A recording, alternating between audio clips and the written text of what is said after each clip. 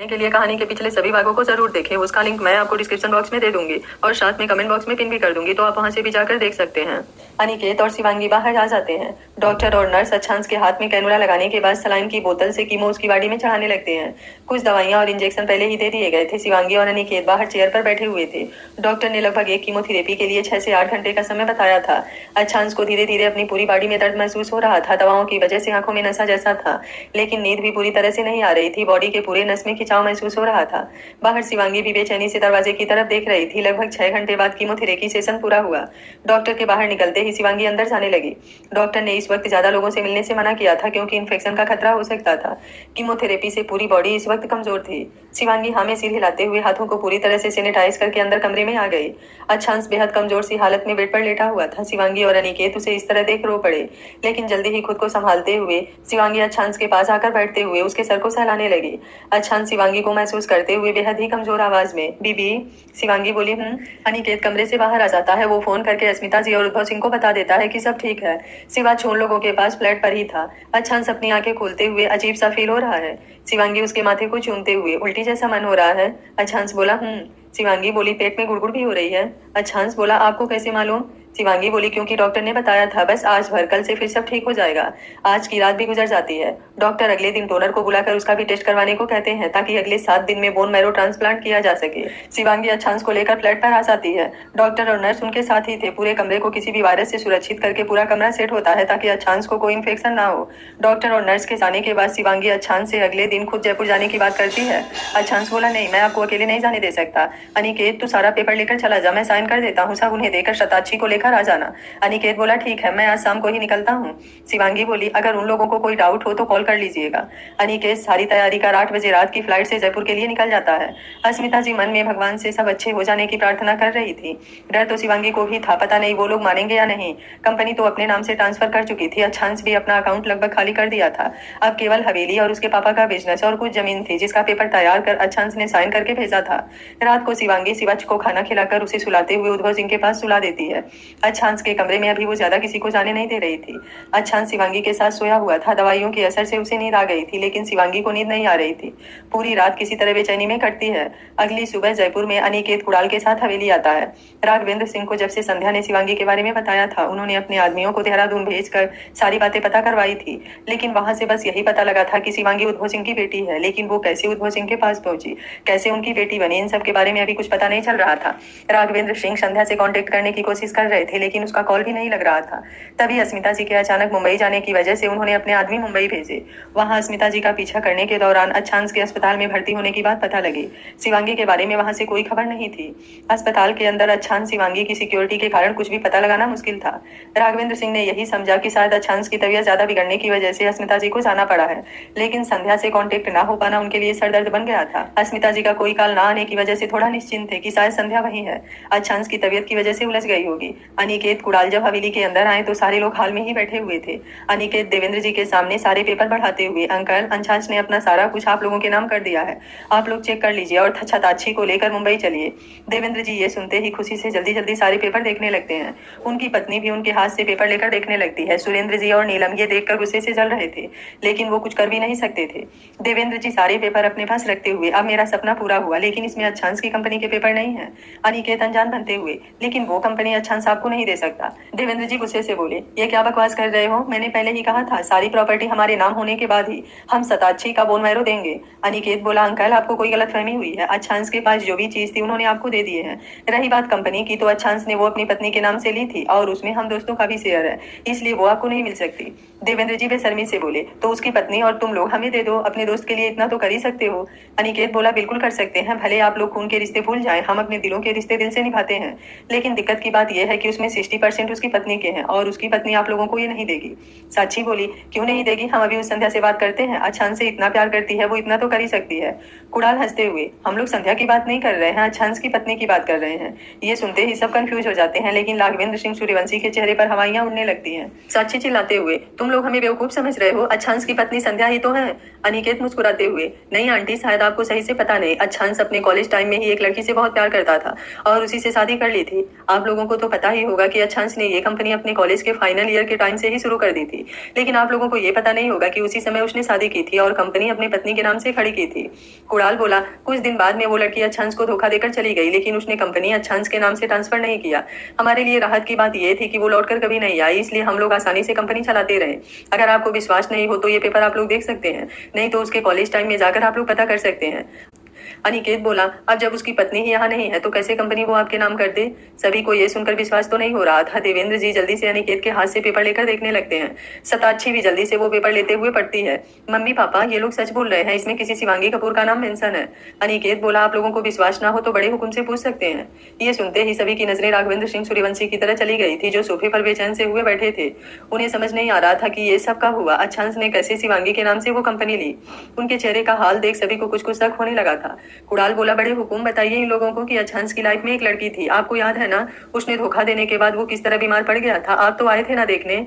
राघवेंद्र सिंह से कुछ बोलते नहीं बन रहा था, लेकिन उनकी हालत ही बता रही थी कि अनिकेत और कुणाल झूठ नहीं बोल रहे हैं। देवेंद्र और साक्षी एक दूसरे को देखते हुए, अब हम क्या करें। साक्षी बोली, करना क्या है, जो हाथ में आया है वही बहुत है। देवेंद्र बोला, लेकिन ये कंपनी भी मिल जाती तो हम लोग दुनिया के सबसे अमीर आदमी बन जाते। सताक्षी बोली, पापा कंपनी नहीं मिल सकती तो क्या हुआ, शेयर तो ले ही सकते हैं। माना कि 60% उस लड़की के नाम है, लेकिन 40% इन दोस्तों के नाम तो है। ये सुनते ही तीनों की आंखें चमक उठती है। वर्णित बोला, आप लोग क्या क्या कर रहे हैं, भाई ने इतना कुछ तो दे दिया, अब ज्यादा लालच अच्छी बात नहीं है। साची बोली, चुप कर, जो कर रहे हैं तुम लोगों के लिए ही तो कर रहे हैं। वर्णित बोला, आप लोग ये अच्छा नहीं कर रहे हैं, भाई की मजबूरी का फायदा उठा रहे हैं। कहते हुए वो अपने कमरे में चला जाता है। उसे अपने मम्मी पापा की ये बात बिल्कुल पसंद नहीं आ रही थी, लेकिन वो कुछ नहीं कर पा रहा था। देवेंद्र जी बोले, चलो ठीक है, मान ली हमने तुम्हारी बात, हमें वो कंपनी नहीं चाहिए, लेकिन तुम लोगों के पास जो शेयर है वो तो हमें मिल ही सकता है। ये सुनते ही अनिकेत और कुणाल घिन भरी नजरों से देवेंद्र सिंह को देखते हैं, लेकिन वो दौलत के लालच में अंधे और इतने बेशर्म थे कि उनके ऊपर इसका कोई असर नहीं होने वाला था। अनिकेत बोला, हमें पता था कि आप लोग ऐसा ही कुछ सोचेंगे। लीजिए ये पेपर, हम तीनों दोस्तों के 10% और अस्मिता आंटी के भी 10% हम आपके नाम करते हैं। अब हम लोग सताक्षी को लेकर जा रहे हैं, डॉक्टर ने जल्दी ऑपरेशन करने को कहा है। ये सुनते ही देवेंद्र जी और साक्षी मुस्कुराने लगते हैं, लेकिन उनके मुस्कान में शैतानी छुपी हुई थी, जो अनिकेत और कुणाल को भी महसूस हो रहा था। लेकिन अब वो बिना किसी झंझट में पड़े जल्दी से जल्दी सताक्षी को मुंबई लेकर जाना चाहते थे। देवेंद्र जी जल्दी से सारे पेपर साक्षी को देकर उसे अपनी तिजोरी में रखने को कहते हैं।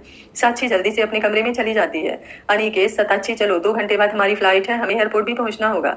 सताक्षी हंसते हुए, लेकिन मैं जाकर क्या करूंगी। कुणाल गुस्से से, अब तो तुम्हें सब कुछ दे दिया गया, अब क्या चीज चाहिए। सताक्षी बोले, सही कहा, सब कुछ तो अब हमें मिल चुका है, इसलिए अब आप लोग भी यहाँ से जाइए, अब सब कुछ हमारा है। अनिकेत बोला, देखो सताक्षी, तुम्हें जो भी बकवास करनी है बाद में करते रहना, अभी जल्दी हमारे साथ मुंबई चलो। देवेंद्र जी बोले, लेकिन तुम लोग सताक्षी को ले जाकर भी क्या करोगे। कुणाल बोला, देखिए अंकल जी, आप लोग अच्छे से जानते हैं कि अच्छांश को बोन मैरो की जरूरत है और इसलिए ही ये सब कुछ हुआ है, इसलिए कम से कम अब तो बात को समझिए और सताक्षी को हमारे साथ जाने दीजिए। देवेंद्र जी जोर जोर से हंसते हुए, तो इसमें मेरी बेटी क्या कर पाएगी, क्योंकि उसका बोन मैरो अच्छांश से मैच नहीं करता। ये सुनते ही वहां खड़े सबके पैरों के नीचे से जमीन खिसक गई। सुरेंद्र जी बोले, देवेंद्र ये तुम क्या कर रहे हो, जब घर में सबका टेस्ट हुआ था तब सताक्षी का बोन मैरो मैच हुआ था ना। देवेंद्र जी बोले, नहीं भैया ऐसा कुछ नहीं हुआ था, लेकिन हमें अमीर बनने का रास्ता मिल गया था, इसलिए हमने अस्पताल में एक नर्स को पैसे खिलाकर रिपोर्ट बदलवा दिया था। देखिए हमारा प्लान काम भी कर गया, इसलिए तो हमने ये शर्त रखी थी कि ऑपरेशन से पहले हमें सारी संपत्ति चाहिए। ये सुनते ही राघवेंद्र जी गुस्से से चिल्लाते हुए, देवेंद्र तुम्हारी ऐसी हिम्मत भी कैसे हुई, तुमने झूठ बोला, इतनी बड़ी धोखेबाजी की। अनिकेत और कुणाल भी गुस्से से देवेंद्र सिंह की तरफ बढ़ते हुए, आप लोगों ने ये बिल्कुल ठीक नहीं किया, ये कोई मजाक की बात नहीं थी, मेरे दोस्त की जिंदगी और मौत की बात है। देखिए अगर आपको झूठ बोल रहे हैं तो प्लीज बंद कर दीजिए, सारी चीजें आप लोगों को मिल चुकी है, प्लीज सताक्षी को हमारे साथ जाने दीजिए। देवेंद्र जी जल्दी से अपने आदमियों को बुलाकर, इन दोनों को बाहर फेंक दो, अब ये हवेली मेरी है, अब जो मैं चाहूंगा वही होगा। अनिकेत और कुणाल चिल्लाते रह जाते हैं, लेकिन देवेंद्र के आदमी उन्हें पकड़कर हवेली से बाहर कर देते हैं। दोनों को कुछ समझ नहीं आ रहा था, वो एक दूसरे को देखते हुए वहीं जमीन पर बैठे थे। सारी चीजें उनकी आंखों के सामने चल रही थी। अच्छांश का ऑपरेशन कैसे होगा, इसी बोन मैरो पर विश्वास करके शिवांगी ने सारी तैयारी की थी, लेकिन अब वो उसे क्या जवाब देंगे। दोनों किसी तरह अपने भारी कदमों से उठाते हुए अपने घर आते हैं। उनके मम्मी पापा दोनों को इस तरह देख जल्दी से सोफे पर बैठाते हुए पूछने लगते हैं कि क्या हुआ। अनिका, जिसे कुणाल ने सब कुछ बता दिया था, इन दोनों का हाल देख किसी आशंका के डर से अपने पेट पर हाथ रखे कुणाल के पास आती है। कुणाल उसे देखकर जल्दी से उसे पकड़ते हुए रोने लगता है। अनिका कुणाल को इस तरह टूटते देख समझ चुकी थी कि कुछ अनर्थ हुआ है, मन में हजारों डर उत्पन्न होने लगे थे। वो कुणाल के सर को सहलाते हुए, प्लीज कुछ तो बोलिए, क्या हुआ है, उन लोगों ने कुछ कहा है क्या, अब क्या चाहिए उन्हें। कुणाल बोला, उन लोगों ने झूठ बोला था, अच्छांश की संपत्ति पाने के लिए उन्होंने रिपोर्ट बदलवा दी थी। अनिकेत के पापा बोले, कैसी रिपोर्ट। अनिकेत बोला, सताक्षी का बोन मैरो अच्छांश से मैच नहीं करता। ये सुनते ही सभी हैरान हो जाते हैं। कुणाल बोला, पता नहीं अब आगे क्या होगा, वहाँ ऑपरेशन की सारी तैयारियां हो चुकी हैं, ऐसे अंतिम समय पर अब दूसरा डोनर कहाँ से मिलेगा। मिलेगा। सभी के जहन में भी यही सवाल घूम रहा था। किसी को कुछ समझ नहीं आ रहा था कि वो कैसे इस मुसीबत से बाहर निकले। कुणाल के पापा बोले, कितने घटिया लोग हैं। आखिर भगवान ने किसी चीज की कमी नहीं दी है, लेकिन फिर भी संतुष्टि नहीं है। अनिका बोली, इस वक्त आप लोग इस तरह से कमजोर नहीं पड़ सकते। जानती हूँ कि अभी कोई रास्ता नजर नहीं आ रहा है, लेकिन मुझे विश्वास है भगवान इतना कठोर भी नहीं हो सकते। हमें मिलकर कोई ना कोई रास्ता निकालना ही होगा, लेकिन उससे पहले आप लोगों को मजबूती से खड़ा होना होगा। मुश्किल है लेकिन नामुमकिन नहीं। अनिकेत और कुणाल को अनिका की बातों से थोड़ी सी राहत मिलती है, क्योंकि ये स्वस्थ था कि अगर वे लोग कमजोर पड़ जाते हैं तो अच्छांश की हालत इस वक्त और ज्यादा नाजुक हो जाती। अभी वे लोग सोच में ही डूबे थे, तभी अनिकेत का फोन बजने लगता है। अनिकेत कॉल देखते हुए सबका मुंह देखने लगता है। कुणाल बोला, किसका फोन है? अनिकेत बोला, भाभी का। वो तो इंतजार कर रही होंगी, हम लोग क्या जवाब देंगे? इसी कसमकस में कॉल कट जाता है। इधर शिवांगी अनिकेत के कॉल ना उठाने से और ज्यादा घबरा जाती है। कल रात से उसे चैन नहीं था। जैसे जैसे घड़ी की सुइयां आगे बढ़ रही थी, इंतजार करना पल पल भारी हो रहा था। दिन के 10 बज गए थे, लेकिन अभी तक अनिकेत का फोन नहीं आया। तो हार कर उसने ही कॉल कर दिया था, लेकिन कॉल रिसीव ना होने से अब वो पूरी तरीके से परेशान हो चुकी थी। वो हाल में इधर से उधर चक्कर काट रही थी, क्योंकि अच्छांश के सामने वो अपनी परेशानी जाहिर नहीं करना चाहती थी। अच्छांश नाश्ता करने के बाद दवा लेकर आराम कर रहा था। अस्मिता जी शिवांगी को इस तरह परेशान देख, क्या बात है बेटा? अनिकेत कॉल नहीं उठाया। शिवांगी नामे सिर हिलाते हुए फिर दोबारा कॉल करती है। अनिका बोली, भाई फोन उठा लीजिए, नहीं तो वो और ज्यादा परेशान हो जाएगी। जो भी सच है उन्हें बताना जरूरी है, बाकी सभी यही बात करते हैं। अनिकेत कांपते हाथों से कॉल रिसीव करता है। शिवांगी बोली, अनिकेत जी क्या हुआ? आप लोग वहां से निकल गए हैं ना? सताक्षी आप लोगों के साथ आ रही है ना? ये सुनते ही अनिकेत ना चाहते हुए भी रो पड़ता है। शिवांगी समझ जाती है कि कुछ गड़बड़ तो जरूर हुई है। शिवांगी बोली, अनिकेत जी जो भी बात है प्लीज मुझे बताइए। अनिकेत और कुणाल सारी बातें बता देते हैं। ये सुनते ही शिवांगी के हाथ से फोन छूट जाता है। वो वहीं सोफे पर बैठ जाती है। अस्मिता जी और उद्भव जी उसकी ऐसी हालत देख जल्दी से उसे संभालते हुए, क्या हुआ बेटा? उद्भव सिंह जल्दी से मोबाइल उठाकर कान से लगाते हैं। अनिकेत उधर से हेलो हेलो कर रहा था। उद्भव सिंह बोले, बेटा ऐसा क्या हुआ है जो शिवांगी की ऐसी हालत हो गई? अनिकेत बोला, अंकल जी बोन मैरो नहीं मिला, उन लोगों ने झूठ बोला था। सताक्षी का बोन मैरो अच्छांश से मैच नहीं करता। उद्भव सिंह हैरान होते हुए, वो लोग ऐसा कैसे कर सकते हैं? क्या किसी की जिंदगी और मौत उन लोगों को अपने स्वार्थ से बड़ी है? अनिकेत बोला, पता नहीं अंकल, ऐसे भी लोग होते हैं, हम लोगों ने ऐसा सपने में भी सोचा नहीं था। उद्भव सिंह काल रख अस्मिता जी को सारी बातें बता दिया। अस्मिता जी रोते हुए, अब क्या होगा मेरा बेटा? आखिर किस जन्म का बदला ले रहे हैं वे लोग? शिवांगी अपने आंसू पोंछते हुए, डैड मैं जयपुर के लिए निकल रही हूँ। उद्भव सिंह और अस्मिता जी एक साथ? नहीं। शिवांगी बोली, डैड समझिए आप लोग, हमारे पास और कोई रास्ता नहीं है। अगर वे लोग प्रॉपर्टी के लिए इतना सारा प्लानिंग कर सकते हैं तो हो सकता है इनको मरता देखने के लिए वे लोग झूठ भी बोल रहे हो। भले इस बात में 1% की उम्मीद क्यों ना हो, अगर है तो मैं उसे पूरा करूंगी। अस्मिता जी बोली, लेकिन बेटा चांस नहीं मानेगा तुम्हारे वहां जाने के लिए, और मेरा भी मन नहीं मान रहा। आज जब मैं उनकी सच्चाई जानती हूँ तो जानबूझकर तुम्हें उस दलदल में नहीं जाने दे सकती। उन लोगों ने अपने घटियापन की हद भी दिखा दी है। वे और कितना नीचे गिर सकते हैं अब इसका कोई अंदाजा नहीं है। शिवांगी अस्मिता जी के हाथ पर अपने हाथ रखते हुए, भरोसा रखिए मुझ पर, उन लोगों की गिरने की हद जो भी हो, मैं उन सबके निकलने का हुनर रखती हूँ। बस एक बार अच्छांश ठीक हो जाए, उसके बाद उन लोगों को उनके अंजाम तक पहुंचाऊंगी। उद्भव सिंह बोले, लेकिन बेटा अच्छांश से क्या कहोगी? शिवांगी बोली, मुझे जाने और आने में कुछ वक्त तो लगेगा, तब तक आप लोग उन्हें किसी भी तरह संभालने की कोशिश कीजिएगा, क्योंकि अगर उन्हें पता चला तो वे बिल्कुल जाने नहीं देंगे। कह दीजिएगा कि कोई मेरी इंपॉर्टेंट मीटिंग देहरादून से करनी जरूरी थी। कहते हुए वो अच्छांश के कमरे की तरफ देखती है तो शॉक्ड रह जाती है, क्योंकि अच्छांश दरवाजे पर खड़ा उसे ही देख रहा था। उसकी नजरों से साफ जाहिर था कि सारी बातें वो सुन चुका है। शिवांगी जल्दी से उसकी तरफ कदम बढ़ाती हुई, मुझे गलत मत समझिए, आई एम सॉरी, लेकिन अच्छांश कमरे में जाने के लिए मुड़ चुका था। शिवांगी जल्दी से उसके आगे आकर उसके सीने से लिपटते हुए, आई एम सॉरी, लेकिन एक बार समझने की कोशिश कीजिए, मुझे जाने दीजिए जयपुर। ये सुनते ही अच्छांश के हाथ उसके कमर पर लिपट जाते हैं। शिवांगी बोली, अनिकेत जी ने बताया है कि उन लोगों ने सताक्षी के बोन मैरो को लेकर झूठ बोला था, लेकिन मुझे लग रहा है कि कहीं वो फिर से कोई चाल ना चल रहे हो, इसलिए मैं एक बार सताक्षी को अपने सामने उसका टेस्ट कराना चाहती हूँ, प्लीज समझने की कोशिश कीजिए। अच्छांश बोला, नहीं मैं आपको जयपुर जाने नहीं दे सकता, आप जब भी जाएंगी मैं आपके साथ जाऊंगा। शिवांगी बोली, आप समझने की कोशिश क्यों नहीं कर रहे हैं? ऑपरेशन होने में 4 दिन और बाकी हैं। अच्छांश बोला, आपको सताक्षी का टेस्ट ही करना है ना, उसके लिए जयपुर जाने की क्या जरूरत है, वो सब मैं देख लूंगा। शिवांगी अच्छांश की आंखों में देखने लगती है। अच्छांश उसे लेकर बेड पर बैठते हुए, सब हो जाएगा। अंगी बोली, अब मुझे डर लग रहा है, हम 4 दिन में दूसरा डोनर कहाँ से ढूंढेंगे? अच्छांश बोला, 4 दिन ना सही, कुछ दिन और सही। अगर भगवान ने मेरी जिंदगी लिखी होगी तो फिर कोई ना कोई तो मिल ही जाएगा, अगर नहीं तो जितने दिन साथ हैं उसी में हम ढेर सारी यादें बना लेंगे। शिवांगी उसके सीने से लग रोने लगती है, सब कुछ हाथ से फिसलता हुआ लग रहा था। अच्छांश भी शिवांगी का दर्द महसूस कर रहा था, उसका रोना उसके दिल को छलनी कर रहा था, लेकिन आज वो खुद इतना बेबस था कि उसे शांत करने के लिए कोई शब्द नहीं मिल रहे थे। शिवाच अपने मम्मी पापा को इस तरह देख दोनों के करीब खिसकते हुए दोनों के हाथ पकड़कर खींचने लगता है। वो अच्छांश अच्छांश के साथ उसके कमरे में ही मोबाइल पर गेम खेल रहा था। अच्छांश ने जब अस्मिता और उद्भव सिंह की आवाज सुनी थी तो वो उठकर गेट पर आ गया था। तभी उद्भव सिंह अस्मिता जी को बता रहे थे कि अनिकेत ने क्या कहा है। शिवाच को देख दोनों खुद को शांत करने की कोशिश करते हैं। अच्छांश दूसरी तरफ से शिवाच को अपनी गोद में लेते हुए उसके माथे को चूम लेता है। इस वक्त उसका दिल भी भारी हो रहा था। दिल में एक डर सा था कि कितने दिन वो अपनी पत्नी और बेटे के साथ रहेगा। शिवांगी अच्छांश के सीने से लगे शिवाच के सर पर अपने हाथ फेर देती है। बाहर अस्मिता जी और उद्भव सिंह भी बेचैन थे। कुछ देर बाद शिवांगी खुद को संभाल लेती है। अच्छांश भी अपना फोन लेकर अनिकेत को कॉल करता है। अनिकेत और कुणाल अच्छांश से बात करने के बाद आज मुंबई आने का प्लान कैंसिल कर देते हैं। शिवांगी अच्छांश को ही देख रही थी। अच्छांश कॉल रखने के बाद चिंता मत कीजिए, कल तक रिपोर्ट आ जाएगी। शिवांगी सर हिला देती है। आज का दिन काटे नहीं कट रहा था। शिवांगी डॉक्टर को फोन करके कोई दूसरा डोनर ढूंढने को कहती है, लेकिन इतनी जल्दी ये पॉसिबल नहीं था। इतने दिनों से तो वे लोग भी ढूंढ ही रहे थे, अभी तक कोई मिला नहीं था। शिवांगी सबको रात में खाना खिलाने के बाद अच्छांश के कमरे में आ जाती है। सबके लिए आज की रात भारी गुजर रही थी। जयपुर में कुणाल और अनिकेत अपने काम पर लग चुके थे। रात को वे लोग सताची को बेहोश करके उसके कमरे से किडनैप कर लिए। हवेली का कोना कोना वे लोग जानते थे, इसलिए आने और जाने में कोई दिक्कत नहीं हुई। देवेंद्र और साक्षी तो अपनी जीत के नशे में चूर होकर चैन की नींद सो रहे थे। जयपुर के ही एक डॉक्टर से बात करके सारी तैयारी कर ली गई थी। सताची को होश भी नहीं था कि वो कहाँ है। डॉक्टर रातों रात उसका टेस्ट करते हैं। अगली सुबह सूरज की पहली किरण के साथ ही रिपोर्ट का रिजल्ट आ चुका था। कुणाल और अनिकेत डॉक्टर के केबिन में बैठे हुए थे। पूरी रात उन्होंने भी बेचैनी से गुजारी थी। डॉक्टर रिपोर्ट देखकर अपना सरनामे हिला देते हैं। अनिकेत और कुणाल को समझते देर नहीं लगता कि रिजल्ट नेगेटिव है। सारी उम्मीद खत्म हो गई थी। वो दोनों सताची को अस्पताल में ही छोड़कर बाहर निकल गए। मुंबई में शिवांगी और अच्छांश एक दूसरे को अपनी बाहों में लिए अगली सुबह का इंतजार कर रहे थे। सुबह होते ही शिवांगी धीरे से बेड पर उठकर बैठी। अच्छांश अभी भी सो रहा था। शिवांगी मोबाइल लेकर अनिकेत का कॉल देखने लगी। अनिकेत और कुणाल बाहर आकर अपनी गाड़ी में बैठे हुए थे। उनकी हिम्मत नहीं हो रही थी कि मुंबई कॉल करके ये बात बताए, लेकिन बताना भी जरूरी था। शिवांगी जैसे ही अनिकेत का कॉल देखती है, जल्दी से रिसीव करते हुए उधर से बोलने का वेट करने लगती है। अनिकेत गहरी सांस लेते हुए, भाभी रिजल्ट नेगेटिव है। शिवांगी हताश हो जाती है। भले उम्मीद बिल्कुल 1% में थी, लेकिन वो उम्मीद भी खत्म हो गई।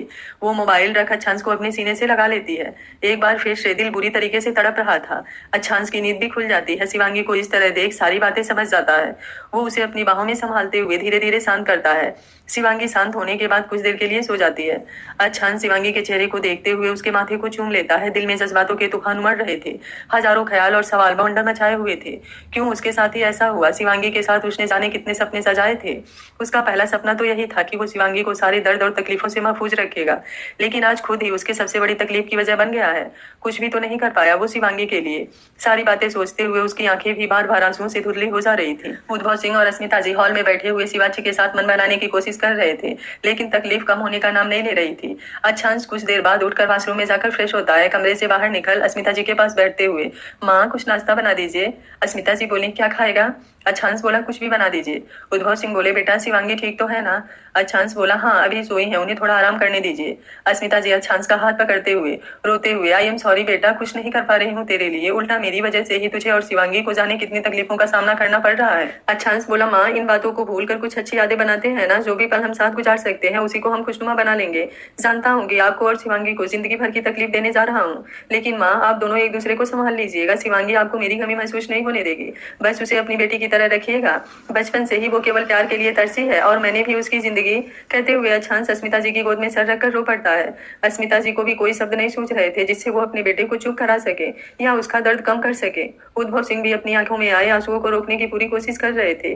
तभी शिवाच उनकी गोद से उतरते हुए अच्छांश के ऊपर चढ़ जाता है। अच्छांश शिवाच को देख जल्दी से अपने हाथों से पकड़ते हुए अपने सीने से लगा लेता है। शिवाच बोला, पापा आप रो क्यों रहे हैं? क्या मम्मा ने आपको भी डांटा है? अच्छांश शिवाच की मासूम भरी बातें सुन जल्दी से अपने आंसू पोंछते हुए, नहीं मेरा बच्चा, मैं नहीं रो रहा, वो तो मेरी आंखों में कुछ चुभ गया है। शिवाच जल्दी से अपने नन्हे हथेलियों में अच्छांश का चेहरा पकड़ते हुए उसकी आंखों में फूंकने लगता है। अच्छांश का कलेजा और ज्यादा दर्द से भर उठता है। वो शिवाच की हथेलियों को पकड़कर चूमते हुए, अरे वाह मेरी आंखें तो बड़ी जल्दी ठीक हो गई, मेरा बेटा तो बहुत स्मार्ट है। शिवाच हंसने लगता है। अच्छांश भी उसके साथ खेलने लगता है। अस्मिता जी अपने आंसू पोंछते हुए किचन में चली जाती है। कमरे में शिवांगी की नींद थोड़ी ही देर में टूट जाती है। वो जल्दी से उठकर बैठती है। कमरे में अच्छांश को ना देख कमरे से बाहर आती है। अच्छांश शिवाच को पीठ पर बैठाकर घोड़ा बना हुआ पूरे फर्श पर उसे घुमा रहा था। शिवांगी जल्दी से उनके पास आकर, ये क्या कर रहे हैं आप दोनों? आपको जरा भी अपनी तबीयत का ख्याल नहीं है? शिवाच शिवांगी की बातों को अनसुना करते हुए, मम्मा बहुत मजा आ रहा है, आप भी आओ, पापा आपको भी घुमाएंगे।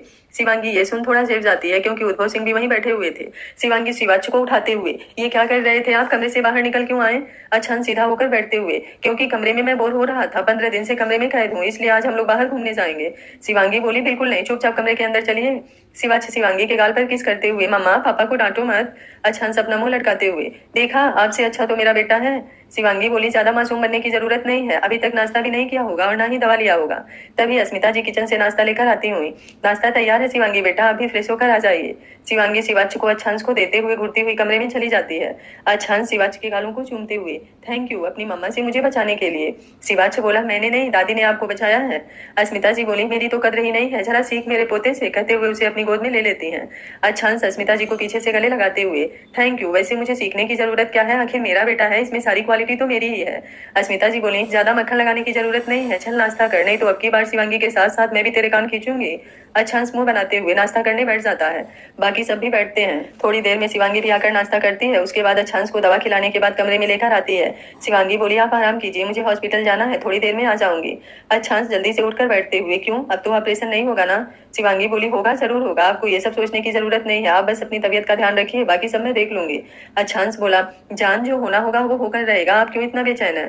शिवांगी मुस्कुराते हुए, अगर मैं बेचैन हूँ तो आप मेरा सुकून है। ऑपरेशन में जितना लेट होगा बीमारी आगे के स्टेज की तरफ बढ़ती चली जाएगी, तब हमारे पास कोई रास्ता नहीं होगा, इसलिए मैं बिल्कुल देर नहीं कर सकती। आपने ठीक कहा, जो होना होगा वो होकर रहेगा, लेकिन ऐसा भी तो हो सकता है कि कुछ होने के लिए हमारा कुछ करना भी जरूरी हो। इस वक्त हमारे हाथ में अपनी कोशिश करना है और मैं उसमें अपना 100% देना चाहती हूँ, आगे जो भी होगा देखा जाएगा। अच्छा शिवांगी को कसकर अपने सीने से लगाते हुए, क्या कहूँ मैं आपको, आप बात ही ऐसी करती हैं कि फिर और कोई जवाब मुझे सोचता भी नहीं। काश मैं आपके लिए कुछ कर पाता, लेकिन करना तो दूर, उल्टा सारी तकलीफों की वजह बन बैठा हूँ, एक भी खुशी आपको नहीं दे पाया। शिवांगी उसके गालों पर अपनी नरम हथेली रखते हुए, ऐसी बातें कभी सोचिएगा भी मत। आपके लिए खुशी के मायने जो भी हो, मेरे लिए खुशी के मायने सिर्फ आप हैं। आप साथ हैं, इससे ज्यादा मैंने कुछ कभी चाहा ही नहीं। अच्छांस बोला, लेकिन मैं ये भी तो नहीं दे पा रहा हूँ। शिवांगी बोली, नहीं दे पा रहे हैं तो देने की कोशिश कीजिए, आपकी कोशिश मेरी कोशिश को पूरा करेगी। आप जितना पॉजिटिव सोचेंगे मैं उतना नेगेटिव को हटा दूंगी।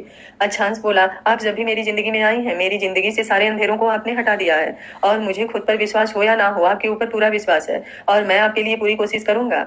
शिवांगी उसके चेहरे को झुकाकर उसके माथे को चूमते हुए, बस आपको यही करना है, बस कुछ दिन, फिर हमारे जीवन में केवल खुशियां होगी।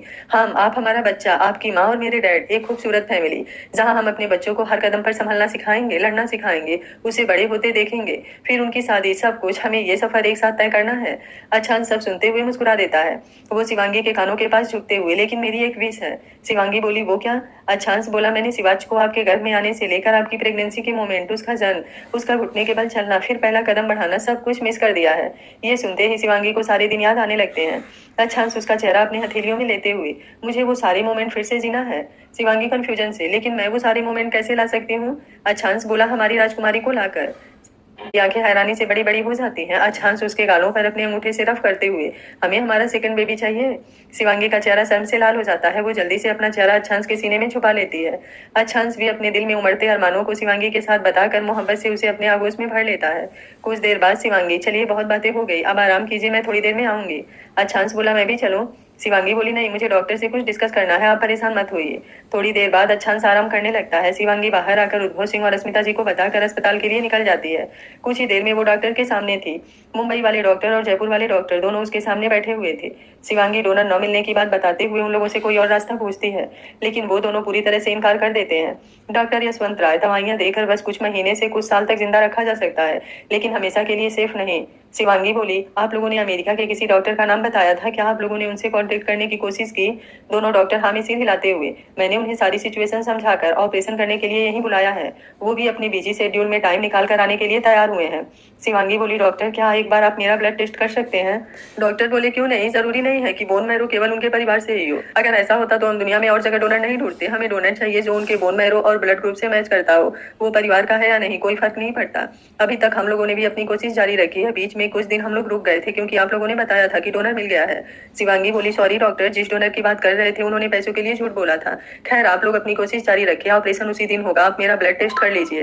डॉक्टर शिवांगी का ब्लड लेते हुए, हम तो सारी तैयारी कर चुके हैं, 3 दिन बाद ऑपरेशन होगा। शिवांगी वहां से निकलकर अस्पताल के गार्डन में आकर बैठ जाती है। कोई रास्ता दिख नहीं रहा था, लेकिन रास्ता तो बनाना था।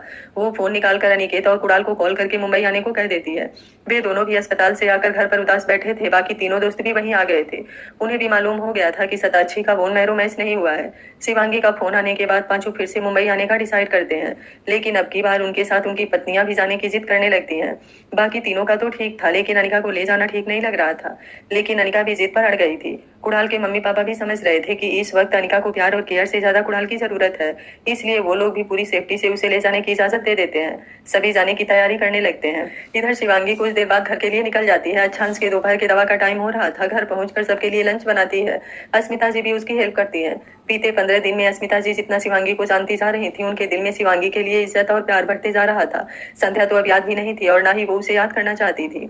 शिवांगी भी धीरे धीरे उनके करीब आती जा रही थी। पूरी जिंदगी एक परिवार के प्यार के लिए तरसी। आज उसे उद्भव सिंह के रूप में डैड और अस्मिता जी के रूप में माँ मिल गई थी। उसने कभी अपनी जिंदगी से कोई शिकायत की ही नहीं थी। भला बुरा जो भी मिला था उसे एक्सेप्ट किया था। किसी और लड़की की तरह उसके ख्वाब ड्रेसिंग हैंडसम रिच लड़का पाना नहीं था। वो पैसा और पावर अपने बल पर पाने का जुनून रखती थी। कमियों में भी खुश रहना जानती थी। लंच करने के बाद अच्छांश को दवाई दे वो सोशल मीडिया पर एक विज्ञापन अपलोड करती है। उसके बाद कुछ विज्ञापन कंपनियों में फोन करके भी एक मैसेज डलवाती है। उद्भव सिंह बोले, बेटा इससे क्या होगा? शिवांगी बोली, डैड इस दुनिया में कोई तो होगा जिसका ब्लड ग्रुप और बोन मैरो इनसे मैच कर जाए। अस्मिता जी बोली, लेकिन बेटा 1 करोड़ कीमत कुछ ज्यादा नहीं है। हमारा सब कुछ ऐसे ही वो देवेंद्र और साक्षी ले चुके हैं। इलाज के लिए पैसे भी चाहिए। शिवांगी बोली, आंटी इतने पैसे हैं, मेरी कंपनी भी इंडिया में ना सही देहरादून में टॉप पर है और मेरे 2-3 होटल भी हैं, सब कुछ मैनेज हो जाएगा। ये दुनिया पैसों की भूखी है, इसलिए मैंने 1 करोड़ के साथ उनकी मुंह मांगी कीमत भी देने की बात कही है। भले इंसानियत के नाते ना सही, पैसों के लिए ही तो कोई आगे आएगा। अस्मिता जी शिवांगी का हाथ पकड़ते हुए, सच में मेरा बेटा आज बहुत किस्मत वाला है। आप जो मेरे बेटे के लिए कर रही हैं उसका एहसान मैं कभी नहीं चुका पाऊंगी। शिवांगी बोली, नहीं आंटी आप गलत सोच रही हैं, मैं आप पर कोई एहसान नहीं कर रही। मैं तो खुद इस वक्त अपनी जिंदगी के लिए लड़ रही हूँ। अच्छांश मेरी पूरी जिंदगी है। अस्मिता जी बोली, भगवान आप दोनों का प्यार हमेशा बनाए रखे, मेरी उम्र भी लग जाए आप दोनों को। उद्भव सिंह बोले, बेटा एक बार हम अपनी कंपनी में भी ये मैसेज डलवा देंगे। शिवांगी बोली, हाँ डैड मैं विवान को फोन करने वाली ही थी। सभी थोड़ी देर अपने अपने कमरे में आराम करने आ जाते हैं। शिवाच भी सोने लगा था। शिवांगी उसे लेकर अच्छांश के पास आ जाती है। शाम होते होते ये मैसेज आग की तरफ फैल रही थी। जितने लोगों के पास भी ये मैसेज पहुंचा सभी इतना सारा रुपया देख अपनी अपनी ब्लड की जांच करवाने में लग गए थे। जयपुर में पांचों दोस्त भी मोबाइल और टीवी पर यह मैसेज देखकर हैरान हो रहे थे। हवेली में तो फिर से हड़कंप मचा हुआ था, क्योंकि सुबह सुबह सताक्षी घर में नहीं थी। लगभग 10 बजे के करीब वो घर आई। हॉस्पिटल में जब उसे होश आया तो किसी ने उसे बताया नहीं कि वो यहाँ कैसे पहुंची। घर पर सभी उसे देखकर सवाल पूछने लगे, लेकिन खुद नहीं मालूम था कि वो कैसे कब वहां पहुंची। रात को डिनर के टाइम सभी के पास ये न्यूज पहुंच चुकी थी।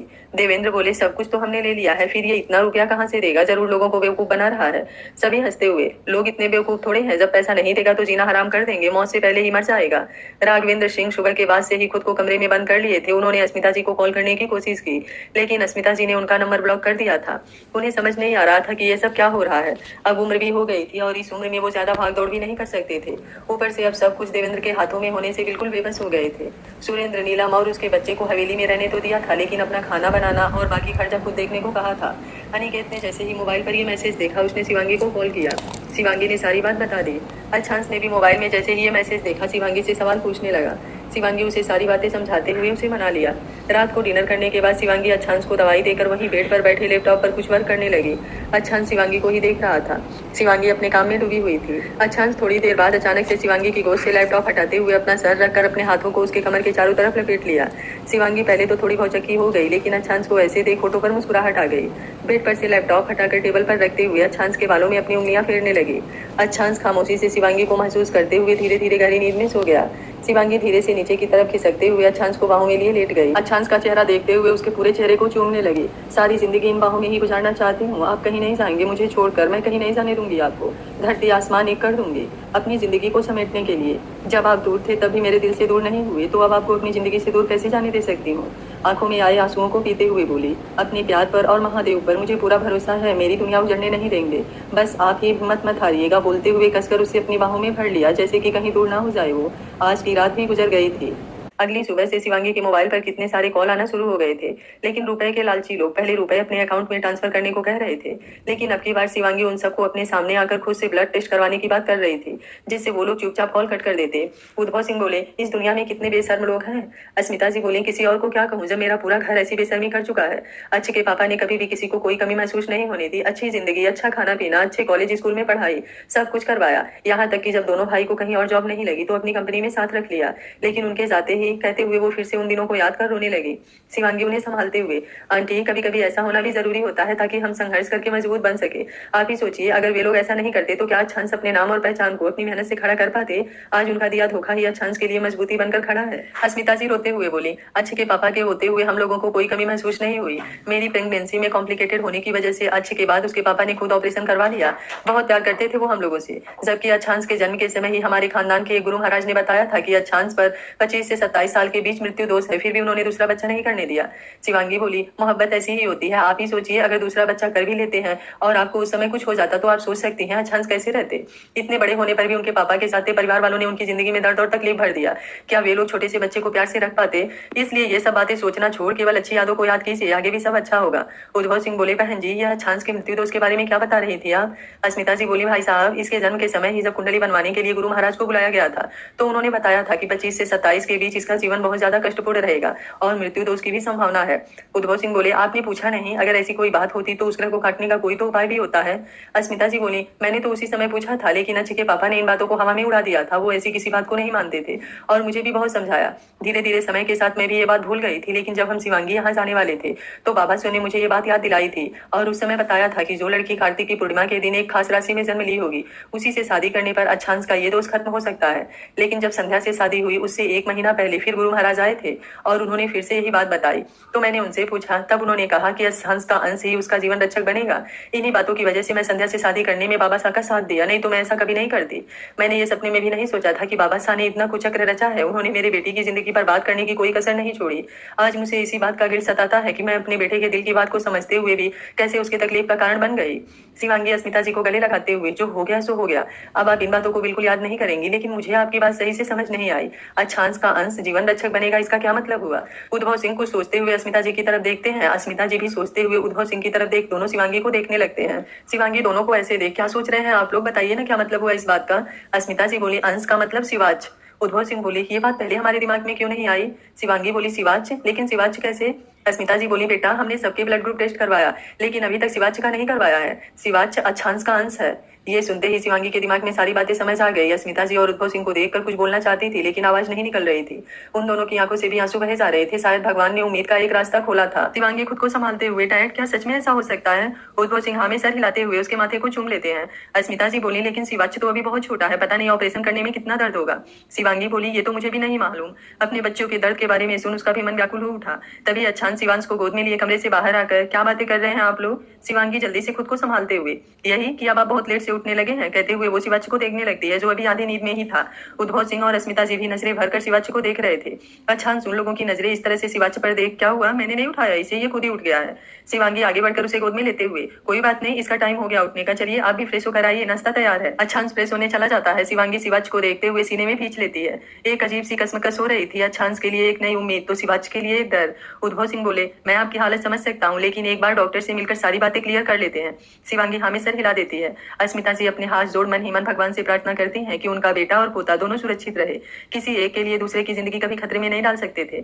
शिवांगी बोली, आंटी डैड अभी इन्हें कुछ नहीं बताइएगा जब तक सारी बातें क्लियर नहीं हो जाती। अस्मिता जी बोली, हम समझ रहे हैं, आप चिंता मत कीजिए, हम लोग अभी कुछ नहीं बताएंगे। सभी खुद को नॉर्मल करते हैं। जयपुर से भी सभी मुंबई आने के लिए निकल गए थे। नाश्ता करने के बाद शिवांगी थोड़ा बाहर घूमने के बहाने से शिवाच को लेकर अस्पताल के लिए निकल जाती है।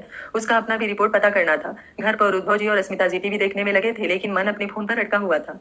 अच्छांश थोड़ी देर आराम करने के बाद उन लोगों के पास आकर बैठते हुए शिवांगी और शिवाच के बारे में पूछने लगता है।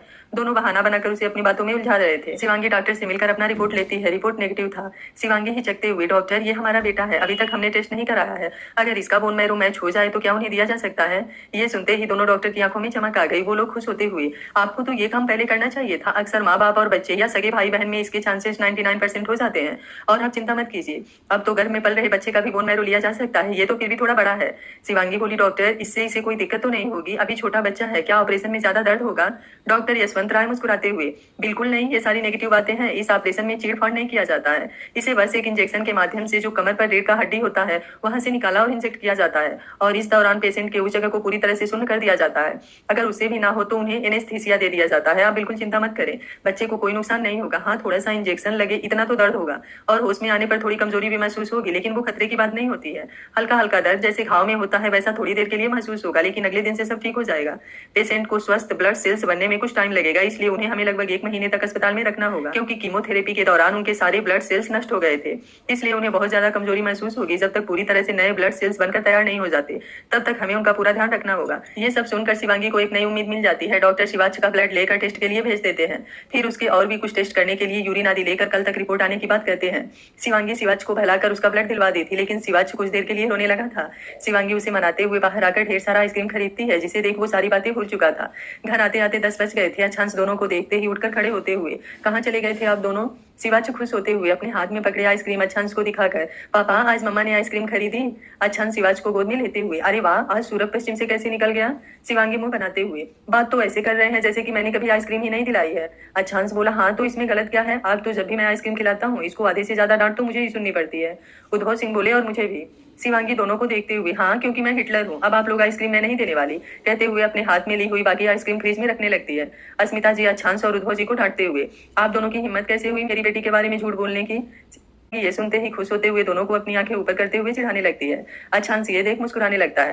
तभी दरवाजे पर एक साथ बहुत सारी आवाज आती है और अगले ही पल पांचों दोस्त अच्छांश से लिपट गए थे। अच्छांश शिवाच को संभालते हुए, अबे कंचरों थोड़ा संभल के, तुम लोगों जितना स्ट्रांग नहीं हूँ अभी। ये सुनते ही सभी जल्दी जल्दी अच्छांश से अलग होकर उसे सोफे पर बैठाने लगते हैं। अच्छांश पांचों की हरकत देख चिढ़ते हुए, तुम लोगों को किसने कहा था यहाँ आने के लिए? अभी कुछ देर पहले इस घर में कितनी शांति थी, कितना सुकून था। सभी दोस्त एक एक तकिया लेकर अच्छांश को मारते हुए, तुझे शांति चाहिए, अभी दिलाता हूँ तुझे शांति। शिवांश अच्छांश को जोर से पकड़ते हुए, पापा आप तो सुपरमैन हो, इन सबको एक एक फाइट में हरा दो। पांचों शिवाच की बात सुने एक दूसरे के मुंह देखने लगते हैं। अच्छांश शिवाच का गाल चूमते हुए, बिल्कुल हम दोनों मिलकर अब इन पांचों से फाइट करेंगे, कहते हुए एक तकिया उठाकर अनिकेत को मारता है। अनिकेत चिल्लाते हुए, शिव ये तो गलत बात है, मैं आपसे बहुत ज्यादा प्यार करता हूँ, आपको मेरी साइड होना चाहिए था। शिवाच अच्छांश की गोद से उतर सोफे पर खड़े होते हुए, जब आप मुझसे प्यार करते थे तो आप कहाँ चले गए थे? अनिकेत अपना कान पकड़ते हुए, गलती हो गई मेरे बाप, अब आपको बता कर जाऊंगा, लेकिन मैं तो आपके लिए ही गया था, कहते हुए वो अपने पॉकेट से किटकैट चॉकलेट निकालता है। शिवाच जल्दी से उसके गोद में लपकते हुए किटकैट अपने हाथों में ले लेता है। शिवांगी इन सबको अपने में लड़ता छोड़ लड़कियों की तरफ देखती है। अनिका और गुंजन को देख उसकी आंखें भर आई थी। दोस्त के नाम पर वही दोनों तो थी, लेकिन जयपुर छोड़ने के बाद वो भी नहीं रहा। बाकी दोनों लड़कियों को पहचानती तो नहीं थी, लेकिन अंदाजन एक अनीस और एक नितिन की पत्नी थी।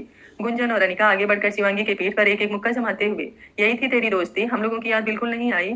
शिवांगी दोनों को गले लगते हुए, याद उन्हें किया जाता है जिसे भूला जाए। अस्मिता जी बोली, अनिका बेटा आप यहाँ क्यों आई? पहले आकर बैठिए। कुणाल तुझे तो मैं बाद में देखती हूँ, इतना लापरवाह हो गया है तू। कुणाल बोला, इसमें मेरी कोई गलती नहीं है, इसी को अपने दोस्त से मिलना था, हमारी एक नहीं सुनी। शिवांगी बोली, यहाँ पर तो जगह नहीं है, आप लोग कमरे में चलिए, कहते हुए सारी लड़कियों को लेकर अस्मिता जी वाले कमरे में आती है। अस्मिता जी बाकी दोनों से भी शिवांगी का परिचय कराती हैं, अनीस की पत्नी खुशबू और नितिन की पत्नी कोमल। शिवांगी चारों को बैठाकर जल्दी से पानी लाती है। अस्मिता जी बोली, तुम लोग बैठकर बातें करो, मैं चाय बना कर लाती हूँ। शिवांगी बोली, चाय मैं बना देती हूँ। अस्मिता जी बोली, अपने दोस्तों से इतने सालों बाद मिल रही हो, बैठकर बातें करो, मैं हूं ना। शिवांगी मुस्कुरा देती है। अस्मिता जी के जाने के बाद शिवांगी बोली, अनिका तुम थोड़ा आराम कर लो, इतनी देर बैठने से परेशानी हो जाएगी, कहते हुए वो अनिका को सहारा देकर बेड पर अच्छे से तकिया एडजस्ट करते हुए उसे लिटा देती है। गुंजन बोली, चल बता, तुझे हम लोगों को एक फोन करना भी याद नहीं रहा? शिवांगी अपना सर झुकाते हुए, फोन तब करते जब मेरे पास मोबाइल होता। ये सुन दोनों को याद आता है कि शिवांगी के पास तो मोबाइल नहीं था। कुछ ही देर में पांचों लड़कियां एक दूसरे से हिल मिल गई थी। कोमल और खुशबू भी अच्छे दिल की लड़की थी। अस्मिता जी सबके लिए चाय नाश्ता लेकर आती हैं। पूरा घर भरा हुआ लग रहा था।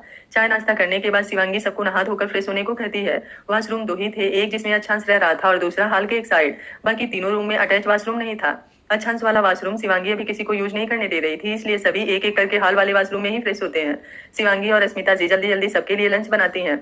इन सबके चक्कर में अस्मिता जी और उद्भव जी शिवाच की रिपोर्ट के बारे में पूछना ही भूल गए। अच्छांश भी पांचों दोस्तों के साथ बातें करते हुए आज कई दिनों बाद मस्ती में लगा हुआ था। लंच करने के बाद शिवांगी सभी के आराम करने के लिए कमरा एडजस्ट कर रही थी। एक बॉडीगार्ड को मार्केट में भेजकर 3-4 गद्दे और बेडशीट खरीद कर मंगवा लिए। अस्मिता जी के कमरे में नीचे गद्दे बिछाकर उस पर बेडशीट लगा दिया।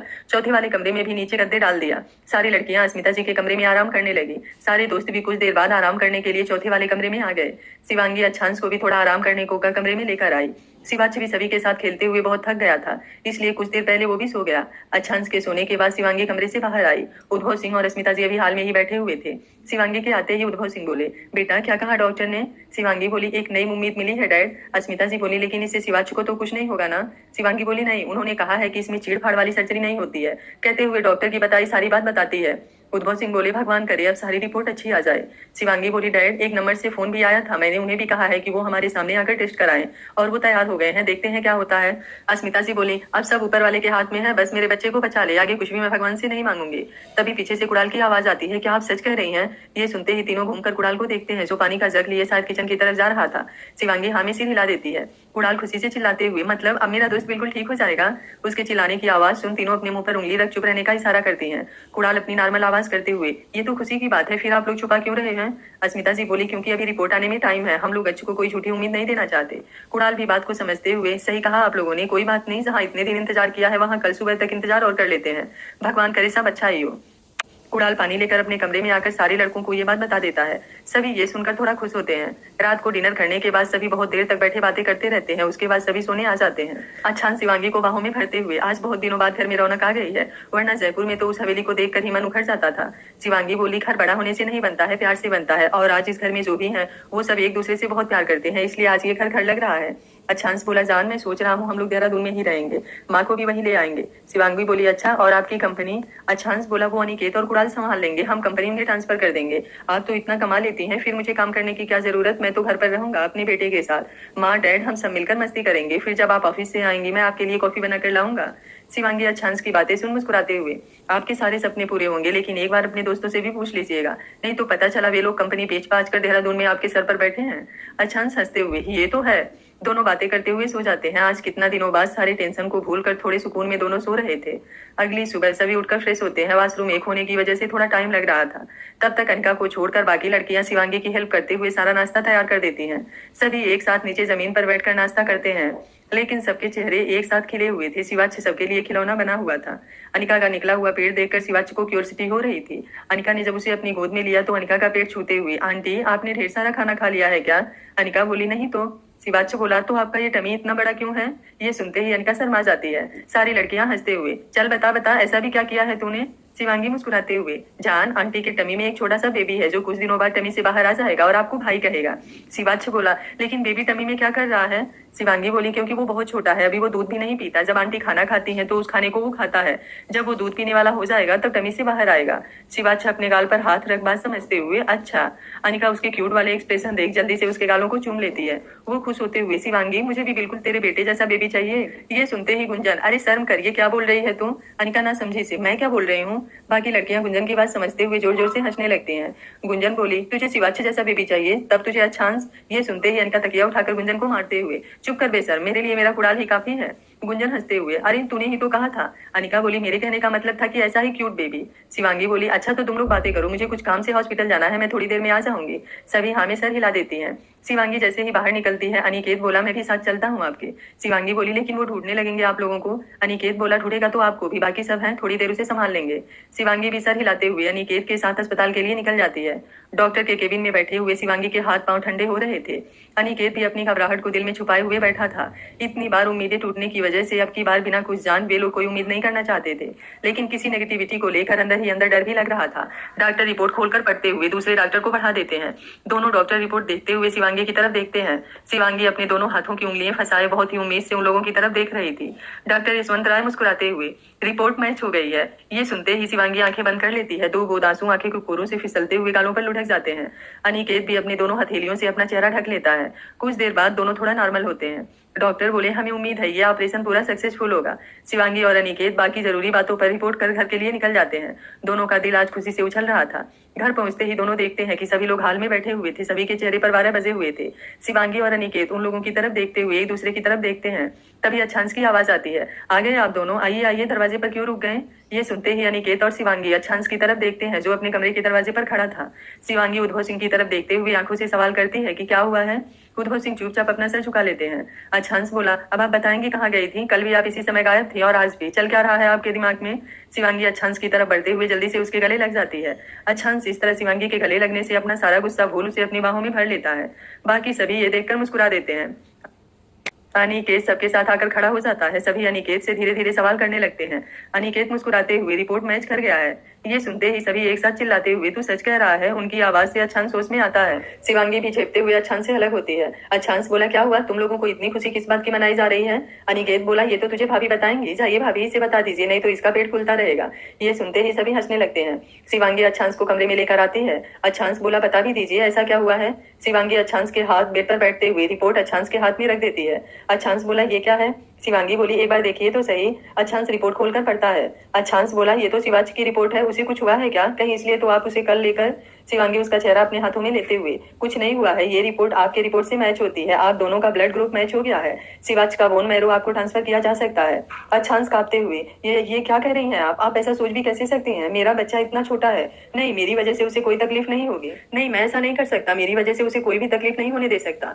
शिवांगी बोली एक बार मेरी बात तो सुनिए, ऐसा कुछ भी नहीं होगा। अच्छांश बोला आपको पता है अभी जब मैं आपको ढूंढ रहा था और कोई भी कुछ नहीं बता रहा था तो शिवाच ने बताया कि कल आपने उसे इंजेक्शन दिलवा दिया था। मेरे कितना पूछने पर अंकल ने बताया कि आपने उसे कुछ टीका लगवाया है, लेकिन अब मैं समझ रहा हूँ कि कल आपने उसका ब्लड टेस्ट के लिए दिया था, वो इंजेक्शन का दर्द अभी तक नहीं भूला है, फिर ऑपरेशन। नहीं यदि उसे कुछ हो गया तो। शिवांगी जोर से अच्छांश के सीने से लगते हुए पहले आप शांत होकर मेरी बात ध्यान से सुनिए। क्या आपको लगता है कि मैं अपने बच्चे को किसी खतरे में डालूंगी। मैं मानती हूँ कि मैं आपसे बहुत प्यार करती हूँ, बहुत ज्यादा, आपके लिए अपनी पूरी जिंदगी कुर्बान कर सकती हूँ, लेकिन इसका ये मतलब तो नहीं कि मुझे अपने बच्चे से प्यार नहीं है। इसलिए कल आपको कुछ नहीं बताया था क्योंकि मैं खुद एक बार डॉक्टर से बात करना चाहती थी। अच्छांश बोला क्या कहा डॉक्टर ने।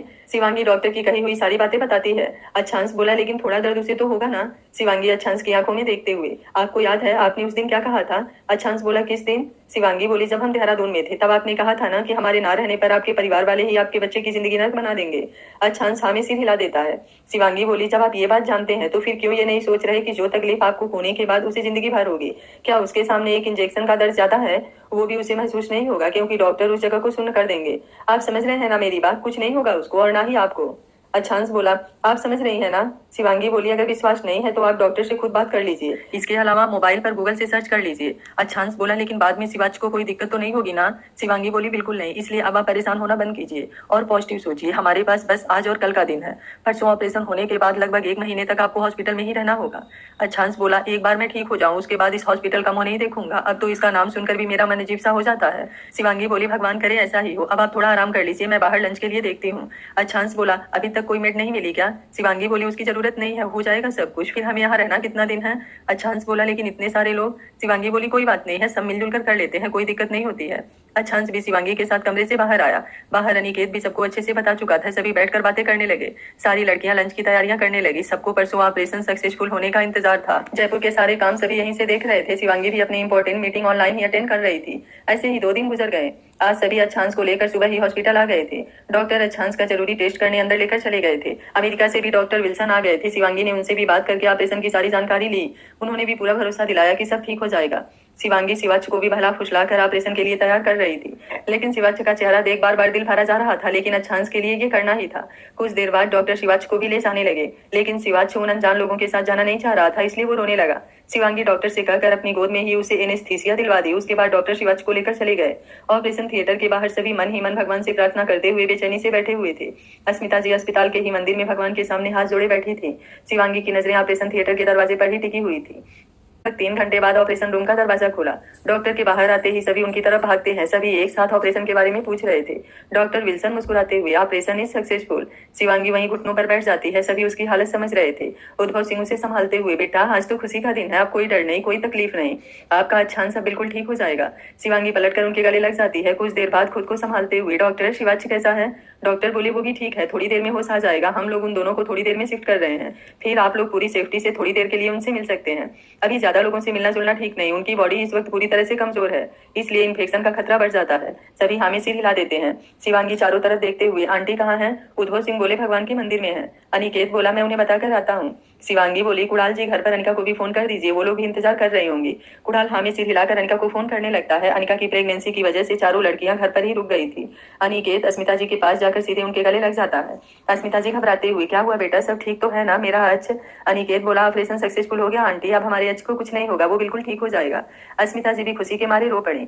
थोड़ी देर बाद दोनों कॉरिडोर में आ गए। शिवाच और अच्छांश को एक वीआईपी वार्ड में शिफ्ट कर दिया गया। सबसे पहले शिवांगी अंदर गई। अच्छांश बेहोश नहीं था, बस केवल कमर के पास के हिस्से को सुन्न करके बोन मैरो ट्रांसप्लांट किया गया था। एक हाथ में कैनुला के द्वारा लाइन लगी हुई थी जिससे जरूरी दवाइयां अच्छांश को पहुंचाया जा रहा था। शिवाच उसी के पास सोया हुआ था। शिवांगी अच्छांश के सर को चूमते हुए शिवाच के सर को भी चूम लेती है। अच्छांश होश में तो था लेकिन इस वक्त बेहद कमजोरी महसूस हो रही थी। वो धीमी आवाज में बीबी, शिवांगी उसकी हथेलियों को अपनी हथेलियों में लेते हुए, अभी कुछ मत कहिए, मुझे यकीन कर लेने दीजिए कि सच में सब ठीक हो गया है। अच्छांश शिवांगी की बातें सुन मुस्कुरा देता है। तभी अस्मिता जी और उद्भव सिंह आते हैं। अच्छांश को देख अस्मिता जी की आंखें फिर से बहने लगती हैं। अच्छांश इशारे से उन्हें नहीं रोने को कहता है। धीरे धीरे करके सारे दोस्त मिलते हैं। उसके बाद सभी शिवांगी को छोड़कर बाहर आ जाते हैं। नर्स फिर से पूरे कमरे को सैनिटाइज करती है। बाहर उद्भव सिंह सबको घर चलने को कहते हैं क्योंकि अच्छांश के पास ज्यादा लोगों को रुकने की मनाही थी। सभी शिवांगी को इन्फॉर्म करके घर के लिए निकल जाते हैं। अनिकेत और मधुर रुकना चाहते थे लेकिन शिवांगी ने कहा कि अगर कोई जरूरी बात होगी तो वो कॉल कर लेगी। आज सभी बहुत खुश थे। शिवाच भी थोड़ी देर में अपनी आंखें खोलता है। शिवांगी उसे धीरे से गोद में लेते हुए प्यार करने लगती है। शिवाच को अभी कुछ महसूस नहीं हो रहा था इसलिए वो भी शिवांगी की गोद में आराम से खेलने लगता है। ये देख अच्छांश को अब जाकर राहत पहुंचती है। नहीं तो अपने बेटे को इंजेक्शन लगता देख उसे बहुत ज्यादा तकलीफ महसूस हो रही थी। धीरे धीरे समय गुजरता जाता है। अस्मिता जी शाम के समय वहीं पर पास में कोई मंदिर था, वहां प्रसाद लेकर मंदिर में जाकर अपने भगवान का धन्यवाद करती हैं। घर पर सभी मिलकर अनिका का भी ख्याल रख रहे थे। अस्पताल में शिवांगी अच्छांश और शिवाच का पूरा ख्याल रख रही थी। शिवाच को रात होते होते थोड़ा सा कमर में दर्द महसूस होने लगा लेकिन शिवांगी उसे प्यार से संभाल ली। फिर डॉक्टर भी देख रेख करने के लिए थे। अगले दिन एक साथ दो आदमी हॉस्पिटल पहुंचे। उन्होंने शिवांगी को कॉल किया और बताया कि वो अस्पताल पहुंच चुके हैं। शिवांगी अच्छांश और शिवाच की तरफ देखी जो सो रहे थे। वो कमरे से बाहर निकले। दोनों से मिलने पर पता चला कि वे दोनों डोनर बनकर आए हैं। शिवांगी मुस्कुराते हुए आसमान की तरफ देख, सच में आपको कोई नहीं समझ सकता। यही 3-4 दिन पहले तक सभी जगह से निराशा ही हाथ लग रही थी और आज सब ठीक होते ही इतने सारे रास्ते मिल रहे हैं। वो दोनों को लेकर डॉक्टर के पास आती हैं। डॉक्टर विल्सन आज निकलने वाले थे। डॉक्टर यशवंत राय बताते हैं कि उनकी नजर में ही 2 पेशेंट हैं जिन्हें यही बीमारी है और उनको भी यही बोन मैरो चाहिए, लेकिन वे लोग इतना पैसा देने में सक्षम नहीं है इसलिए वे लोग घर चले गए। शिवांगी दोनों आदमियों को उन दोनों पेशेंट से टेस्ट करके रिपोर्ट मैच करने को कहती है और उसके बाद सारा खर्चा खुद करने के लिए तैयार हो जाती है। डॉक्टर भी अपने काम में लग जाते हैं। शिवांगी अपने कमरे में आती है। उनके साथ ही डॉक्टर विल्सन भी आते हैं। वो फिर से एक बार अच्छांश का चेकअप करके बताते हैं कि अब कोई खतरे वाली बात नहीं है। शिवांगी उनका शुक्रिया अदा करते हुए उनके फीस से भी दुगनी उनके अकाउंट में डाल देती है। डॉक्टर विल्सन मना करते हैं लेकिन शिवांगी कहती है ये खैरात नहीं है, ये इसलिए है कि अगर कभी कोई ऐसा पेशेंट आए जिसके पास पैसे ना हो तो भी वो उसका इलाज करे। विल्सन ये सुनकर बहुत खुश होते हैं। आज तक के करियर में उन्होंने ऐसे बहुत लोग देखे थे जो पानी की तरह पैसा बहाते थे लेकिन केवल अपनों के लिए, और शायद यही प्रवृत्तियां उनमें भी आ गई थी कि वो बिना पैसे के किसी भी केस को नहीं देखते थे। लेकिन आज वो खुद को बहुत छोटा महसूस कर रहे थे। जितना उन्होंने नाम कमाया लेकिन इन सब में इंसानियत कहीं खो गई। वो शिवांगी से वादा करते हैं कि वो अपने जीवन में पूरी कोशिश करेंगे कि वो उन लोगों के काम आए जो लोग आर्थिक रूप से भी कमजोर हैं। डॉक्टर विल्सन के जाने के बाद अच्छांश शिवांगी से सारी बातें पूछता है। शिवांगी उसे दोनों आदमियों के आने के बारे में बता देती है। अच्छांश शिवांगी को अपने सीने से लगाते हुए, बहुत अच्छा किया आपने। इन दिनों मौत को इतने करीब से देखने के बाद मुझे अच्छे से समझ आ गया है कि कोई जब ऐसे अपने परिवार को बीच मझधार में छोड़कर इस दुनिया से चला जाता है तो वो अकेले नहीं, लगभग अपने परिवार को भी मार कर ही जाता है। आपने 2 आदमियों को ही नहीं 2 परिवारों की खुशियों को बचाने का जिम्मा लिया है। I am proud of you. Shivangi मुस्कुराते हुए, आप इन बातों को छोड़िए और जल्दी से ठीक हो जाइए, अभी बहुत सारे काम बाकी हैं। अच्छांश बोला, अब कौन से काम बाकी हैं? देखिए जो भी काम है उन सबको कुछ दिनों के लिए पोस्टपोन कर दीजिए। ठीक होते ही पहले मुझे शादी करनी है, उसके बाद लॉन्ग हनीमून पर भी जाना है। शिवांगी बात समझते हुए भी अनजान बनते हुए, शादी करनी है आपको? किससे शादी करनी है? अच्छांश शिवांगी के गालों को चूम, अपनी पत्नी से, क्योंकि मुझे पता है कि उसके अलावा कोई नहीं है जो मुझे दुनिया में सबसे ज्यादा प्यार करे। शिवांगी मुंह लटकाते हुए, मतलब हम दोनों ही एक दूसरे से शादी करेंगे? अच्छांश शिवांगी को घूरते हुए, तो आपने क्या सोचा, आप किसी दूसरे से? शिवांगी खिलखिलाकर हंसते हुए, उसमें बुरा ही क्या है, शादी नया तो नया लड़का भी तो होना चाहिए। अच्छांश अपनी बातों की पकड़ शिवांगी पर कसते हुए, सॉरी मैडम ये तो नहीं हो सकता, आपको तो इस पुराने लड़के से ही काम चलाना होगा। शिवांगी भी उसके गले में अपने दोनों बाहें डाले, मैं काम क्यों चलाऊंगी, मैं तो पूरा परफेक्ट तरीके से इस लड़के को दौड़ाऊंगी। तभी शिवाच उठकर बैठते हुए दोनों के बीच में घुसने लगता है। अच्छांश ये देख मुस्कुराते हुए एक तरफ से उसे अपने गोद में बैठा लेता है। शिवांगी बोली, आप आराम कीजिए, इसे मुझे दे दीजिए। अच्छांश शिवांगी को भी दूसरी तरफ से अपनी बाहों में समेटते हुए, बीबी इतना कमजोर भी नहीं हूँ। शिवांगी उसके कंधे पर अपना सर रखते हुए, मैं जानती हूँ लेकिन जब तक आप पूरी तरह से ठीक नहीं हो जाते, इस तरह लापरवाही करना बंद करेंगे, उसके बाद तो हम दोनों अपने पैर जमीन पर भी नहीं रखेंगे। आपको हम दोनों को हमेशा बाहों में उठाकर रखना होगा। अच्छांश मुस्कुराते हुए, सच्ची? देखिए बाद में आप अपनी बात से मुकरिएगा मत। शिवांगी उसके सीने से लग जाती है। अच्छांश अपनी पत्नी और बेटे को अपने बाहों में लिए सुकून से आंखें बंद कर लेता है। सभी कुछ अब अच्छा हो रहा था। घर में सभी हर दिन मिलने आते थे। अच्छांश ने अब अनिकेत और बाकी सबसे भी जयपुर लौट जाने को कहा, लेकिन वे लोग जाने के लिए तैयार नहीं हुए। ज्यादा जरूरी होने पर 5 में से कोई जाकर वहां का काम देख लेता और फिर 1-2 दिन में आ जाता। धीरे धीरे 1 महीना पूरा होने वाला था। अच्छांश सब बेहतर महसूस कर रहा था। डॉक्टर फिर से एक बार पूरा जांच करने के बाद डिस्चार्ज करने को कह देते हैं। घर पर सभी आज अच्छांश के स्वागत की तैयारी में लगे हुए थे। अस्मिता जी किचन में अपने हाथों से अच्छांश के पसंद का खाना बना रही थी। मधु मधुर और नितिन हॉस्पिटल में शिवांगी के साथ सारे डिस्चार्ज फॉर्मेलिटी को पूरा करवा रहे थे। शिवांगी ने इन दिनों उन 2 कैंसर पेशेंट परिवारों की पूरी मदद की थी। उन 2 आदमियों का बोन मैरो मैच हो जाने से खुशी का ठिकाना नहीं था। शिवांगी ने उन दोनों डोनर को अपने वादे के मुताबिक 1-1 करोड़ का चेक दिया। वे दोनों भी उत्तर प्रदेश की तरफ से छोटे से गाँव से थे। एक उसका बेटा था और एक बाप। बेटे ने मोबाइल पर यह मैसेज देखा था। उन दोनों को रुपयों की जरूरत थी, रहने के लिए घर नहीं था, इसलिए उन्होंने शिवांगी के दिए नंबर पर कॉन्टेक्ट करके अपना बोन मैरो देने की बात कही थी। शिवांगी से चेक लेकर दोनों की आंखों में आंसू आ गए। शिवांगी उन्हें आगे कभी भी अगर किसी हेल्प की जरूरत हो तो बताने के लिए कह उनसे विदा ले। अच्छांश तो आज घर जाने के नाम पर ही बहुत ज्यादा खुश था। वो हॉस्पिटल को देखते हुए मन ही मन अब यहाँ कभी नहीं आने का वादा कर रहा था। सारी फॉर्मेलिटी पूरा करने के बाद शिवांगी अच्छांश और शिवाची के साथ घर के लिए निकली। अनीस और नितिन उनके साथ ही थे। घर पहुंचते ही दरवाजे पर अस्मिता जी ने अच्छांश के साथ शिवांगी और शिवाची तीनों की आरती उतारी। नजर उतार कर फिर उन्हें अंदर लेकर घर के अंदर आई। अच्छांश अपनी माँ के गले लगते हुए, जब तक आप लोग हैं आपके बेटे को नजर नहीं लगेगी। अस्मिता जी अपनी आंखों में आई नमी को साफ करते हुए अच्छांश को सीने से लगा लेती हैं। थोड़ी देर बाद ही अच्छांश खाने के टेबल पर बैठा हुआ था और अस्मिता जी उसे अपने हाथों से खिला रही थी। ये देख शिवांगी की गोद से उतर टेबल पर चढ़ते हुए, दादी मुझे भी खिलाओ। ये देख सभी मुस्कुराने लगते हैं। तभी अचानक खुशबू और गुंजन दोनों एक साथ चेयर से उठकर भागते हुए बेसिन में जाकर उल्टी करने लगती हैं। सभी ये देखकर घबरा जाते हैं। मधुर और अनीस दोनों को लेकर सोफे पर बैठाते हैं। शिवांगी बोली मैं डॉक्टर को बुलाती हूँ। अनिका बोली शिवांगी डॉक्टर को बुला ही लो, आज लगता है हमारे घर में डबल से भी डबल खुशियां आने वाली है। सभी अनिका की तरफ देखने लगते हैं। अनिका बोली खुशबू और गुंजन को इशारे से कुछ बताती है। दोनों समझते हुए शर्म से अपनी नजरें झुकाते हुए मुस्कुराने लगती हैं। अस्मिता जी उनकी बात समझ गई थी। वो जल्दी से गुंजन और खुशबू की नजर उतारते हैं। बाकी लड़कों को अभी भी कुछ समझ नहीं आ रहा था। शिवांगी बोली आप लोग बताएंगे ये हो क्या रहा है। अस्मिता जी बोली बात ऐसी है कि अब अनीस और मधुर का भी प्रमोशन होने वाला है। अनीस और मधुर चौंकते हुए वाट कैसा प्रमोशन। शिवांगी अब थोड़ा बात समझती है। वो मुस्कुराते हुए यही कि अब आप लोग भी पापा बनने वाले हैं। ये सुनते ही सभी खुशी से चिल्लाने लगते हैं। मधुर और अनीस अपनी अपनी पत्नी का हाथ पकड़ते हुए आंखों से ये बात पूछते हैं। वो दोनों भी अपने पलके झपकाते हुए हाँ का इशारा कर देती हैं। दोनों शिद्दत से अपनी पत्नी को बाहों में भरते हुए उसके माथे को चूम लेते हैं। अनिकेत अपने मोबाइल से ये सारे अनमोल मोमेंट जल्दी जल्दी से कैप्चर कर लेता है। शिवांगी डॉक्टर को कॉल करके घर पर बुला लेती है। सभी की खुशियों का कोई ठिकाना नहीं था, लेकिन अब अच्छांश की आंखों में शिवांगी की तरफ देखते हुए एक अलग की ख्वाहिश जगमगाने लगी थी। शिवांगी जैसे ही अच्छांश की तरफ देखती है उसकी बात समझते हुए मुस्कुरा देती है। अच्छांश शिवांगी का हाथ पकड़ धीरे से, मुझे भी एक खूबसूरत मोमेंट जीना है। शिवांगी अच्छांश की बातें सुन मुस्कुरा देती है। अस्मिता जी पहले सबको खाना खाने के लिए कहती हैं, फिर सभी खाना खाने बैठते हैं। शिवांगी खुशबू और गुंजन को नींबू पानी देती है ताकि मन थोड़ा ठीक महसूस हो सके। खाना खाने के थोड़ी देर बाद ही डॉक्टर आ जाती हैं। दोनों का टेस्ट करने के बाद वो क्लियर कर देती हैं कि दोनों प्रेग्नेंट है, लगभग 1 महीने। अनिकेत शिवाच को कंधे पर बिठाए खुशी से चिल्लाते हुए, सीयू अब हमारी टीम बढ़ने वाली है, हम लोग अपनी एक अलग टीम बनाएंगे। शिवाच को कुछ समझ नहीं आ रहा था, लेकिन अनिकेत के कंधे पर बैठा वो भी खुश होते हुए हंस रहा था। उद्भव सिंह बोले, मधुर अनीस आप लोग अपने घर पर भी कॉल करके ये खुशखबरी दे दीजिए। वे दोनों भी सर हिलाते हुए अपने घर पर कॉल कर देते हैं। शाम को शिवांगी अच्छांश से बात कर अनीस, मधुर और नितिन तीनों के लिए एक बगल का होटल बुक कर देती है, क्योंकि कहीं ना कहीं वो समझ रही थी कि इस मोमेंट को सभी अपने प्यार के साथ बिताना चाह रहे थे, लेकिन यहाँ कमरा कम होने की वजह से एडजस्ट करना पड़ रहा था। होटल बुक करने के बाद शिवांगी तीनों को वहां जाने के लिए कह देती है। पहले तो तीनों नानुकुर करते हैं, लेकिन अच्छांश उन लोगों को समझाते हुए इस मोमेंट को खुलकर जीने को कहता है। नितिन बोला, यार इन दोनों को जाने दो, मुझे क्यों भेज रहे हो। अच्छांश बोला, कहीं नहीं भेज रहा, बस तुम लोगों को थोड़ा सा वक्त खुद को और अपने प्यार को देने के लिए कह रहा हूँ। फिर मुंह बनाते हुए, अरे यार मान जाओ ना, तुम लोगों की वजह से आज मेरा भी कुछ भला हो जाएगा। तीनों उसकी बात समझते हुए मुस्कुरा देते हैं।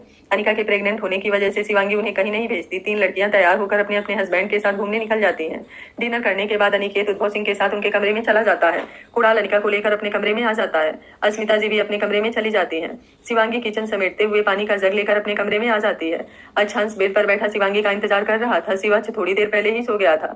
शिवांगी अच्छांश को मेडिसिन खिलाकर सोने को कहती है, लेकिन अच्छांश शिवांगी को अपनी बाहों में खींच लेता है। शिवांगी उसके इस तरह अचानक खींचने से खुद को संभाल नहीं सकी और अच्छांश के ऊपर गिर पड़ी। अच्छांश उसके चेहरे पर से बिखरे हुए बालों को हटाते हुए, आज मुझे सोना नहीं है। शिवांगी अच्छांश की आंखों में देखते हुए, तो क्या करना है आपको। अच्छांश उसके गालों पर अपने अंगूठे से रफ करते हुए, आज आपको प्यार करना है।